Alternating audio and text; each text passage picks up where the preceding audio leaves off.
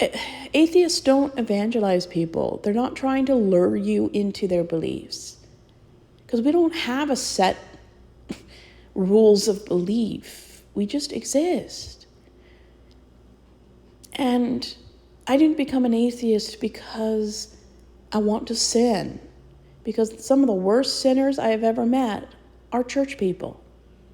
I didn't leave Christianity or religion because I was never a Christian. You can't do something for 31 years and it not be important to you. I didn't leave religion because I was hurt by the church. Now, being hurt by the church caused me to want to learn about toxic relationships. I left because religion is not good for me. It's not good for my mental health, my bodily autonomy, and isn't good for this country.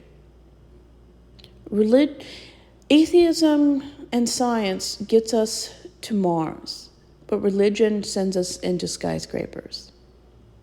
Do you think the people who were hijackers for September 11th would have done those things if they weren't extremely committed to their religion?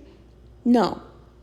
If there was no religion and people didn't believe the harmful messages from religion, there would be very little racism, because racism became popular due to the caste system, which was heavily controlled and upheld by religion. Slavery in America was started to further the Catholic faith and to escape religious persecution. Everything bad that happens in this country is due to generations of religious programming. You can't not live in religion and know those things.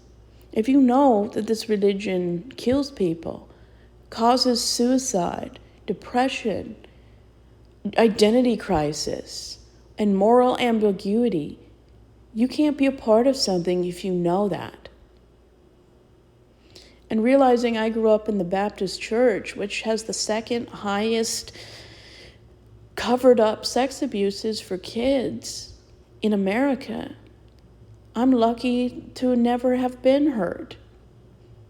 And I wouldn't have been able to defend myself because my parents didn't teach me about bad church people. They never taught me about consent. They never talked about bodily autonomy or that I have a right to say no when people touch me. I was never taught that it's not appropriate for an adult to hurt a kid.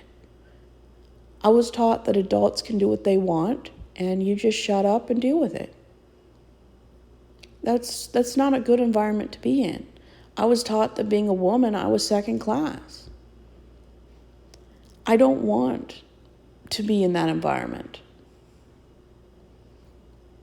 And luckily, after 2 years of therapy, I realized that I had been in a 30-year domestic violence, abusive relationship with God and with everybody in my family.